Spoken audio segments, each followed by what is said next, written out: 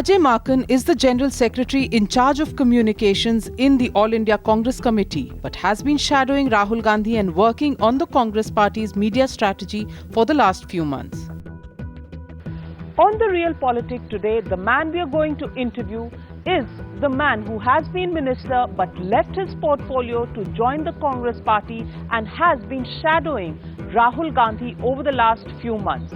In fact, it was at his press conference that Rahul Gandhi came in suddenly and made an impromptu announcement, tearing apart the government's ordinance, and became the young man in the Congress to take on the government and all that it had done.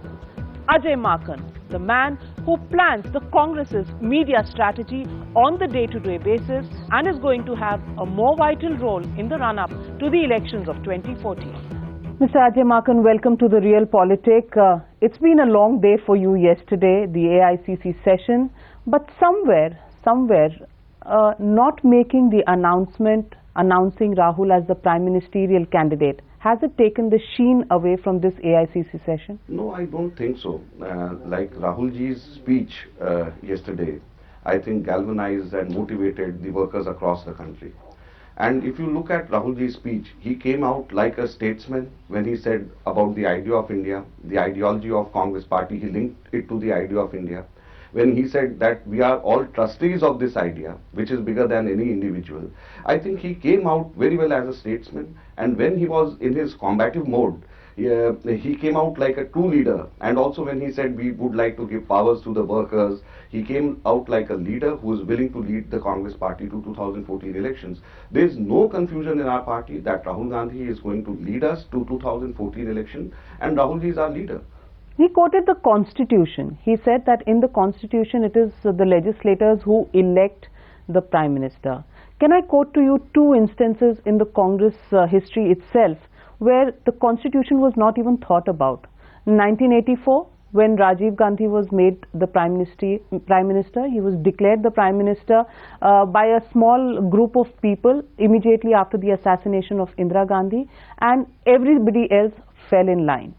Second time, when Dr. Manmohan Singh was announced in 2004, no, I'm not even talking about 2009. In 2004, the mandate was for Sonia Gandhi. It wasn't the legislators who chose Manmohan Singh. It was she who nominated Manmohan Singh. Yeah. Where was the constitution of the Congress Party then? Times, I think you have mentioned two occasions. In 1984, the circumstances were totally different. We had to announce the Prime Minister because the circumstances on the streets of Delhi soon after Indira ji's death was something we needed a Prime Minister at that time. We needed a leader to control different things which were happening in the streets of Delhi at that time. In 2004 also, when Sonia ji decided, the Congress Parliamentary Party, the legislative party of our parliamentary party, they decided finally that Manmohan Singh should be... The man Manmohan Singh was Sonia Gandhi's choice. No, he was not the choice of the legislators. But again, we did go with Manmohan Singh ji's name to the people of this country. Sonia ji proposed it before to the parliamentarians only. She didn't go to the people saying that we are going to have Manmohan Singh ji as our Prime Minister. So the Constitution comes in handy when you want to use it. What Rahul ji said was that why should we go to the people with our Prime Ministerial candidate when it is just the parliamentarians who have to decide. The members of the legislative, they have to decide. So you are taking the name before the members of the legislative, which is perfectly okay as per the Constitution. We are not taking it to the people before we are taking... but the same legislators want Rahul Gandhi to lead them as the prime ministerial candidate so that they can show their cadres that they are ready for a fight. Yes, but there is no dispute at all. Whereas in BJP there was a dispute whether Narendra Modi should lead, whether either of the leader of oppositions in Lok Sabha or Rajya Sabha should lead, whether L.K. Advani should lead. In Congress Party there is no dispute at all. Everyone thinks that Rahul ji is our leader. Everyone wants Rahul ji to be the Prime Minister. Where is the dispute? We are just following the constitutional norms, number one. We are not trying to put cart before the horse.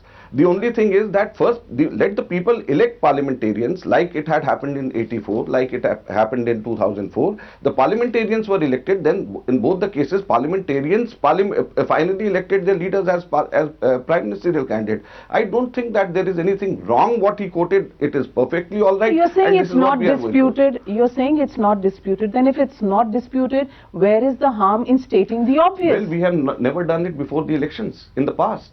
Mr. Markan, your critics say that you're trying to insulate Rahul Gandhi. You're trying to say that in 2014, which is an uphill task, you've seen the going wasn't very good for the Congress party in the recent state assembly elections, and therefore you're very, very careful. You are insulating Rahul Gandhi. If there is a loss, then it is the party's loss. If there is a victory, it is Rahul Gandhi's victory. It's absolutely wrong. If you look at the history, always the elections preceding the Lok Sabha elections are totally different, rather most of the times opposite. The results are opposite to that of what the Lok Sabha elections results show. In 2009, before that, in out of 4 states, we lost 3 states. 3 big states we lost, only Delhi we won. But in 2009, we won 206 seats. In 2003 also, we couldn't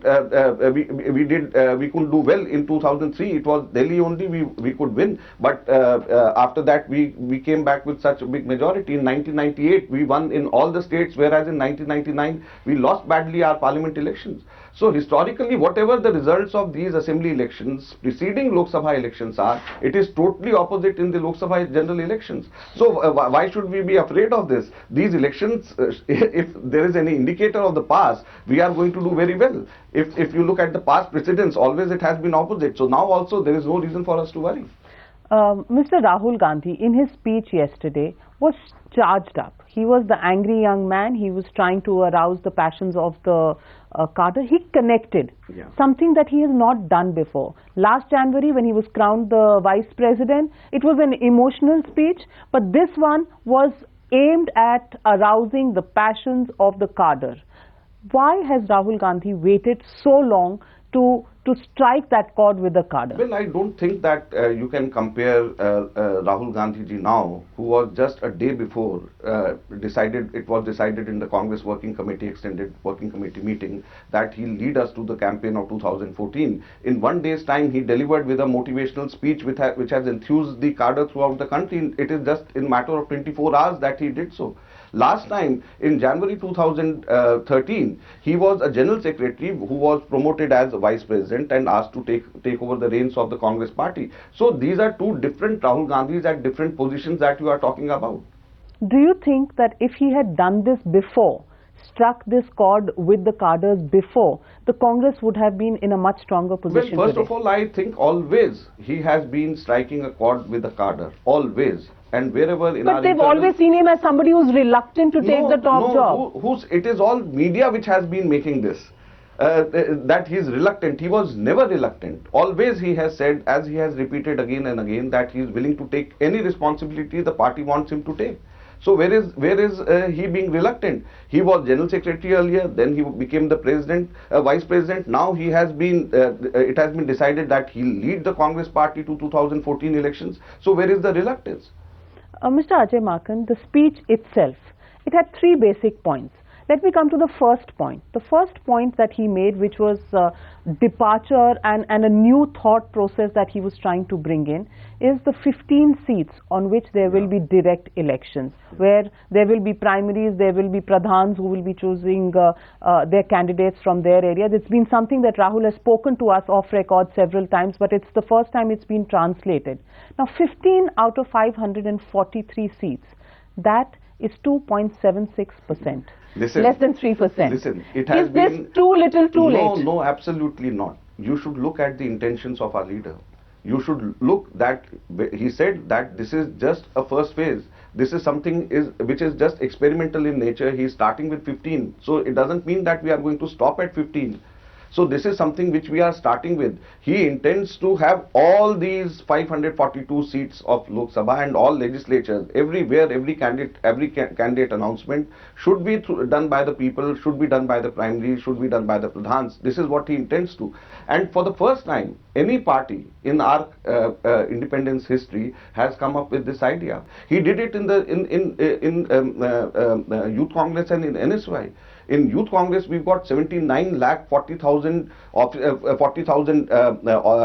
they are the members of Youth Congress, and they have elected 5,04,000 office bearers of the Youth Congress. But it hasn't changed much at the party level, really. No, in party level, he has just assumed the charge as vice president just in January last year. and after that he has come up with open manifesto. And last year he said he would change the party in ways that Yes. you cannot even imagine. How long is he going to take No, to he do has that? started, no. He said, and he has started. He has started with open manifesto. He started with the Chief Minister's conference, wherein he wanted the Chief Ministers to remove the vegetables and other fruits from the APMC list. He has set up manifesto implementation committees in Congress-ruled states. He has opened up the party in a big way, and by having 15 for Lok Sabha, 15 seats, having direct elections is something which is a very powerful idea, and it is going to change the way party is run in a big way.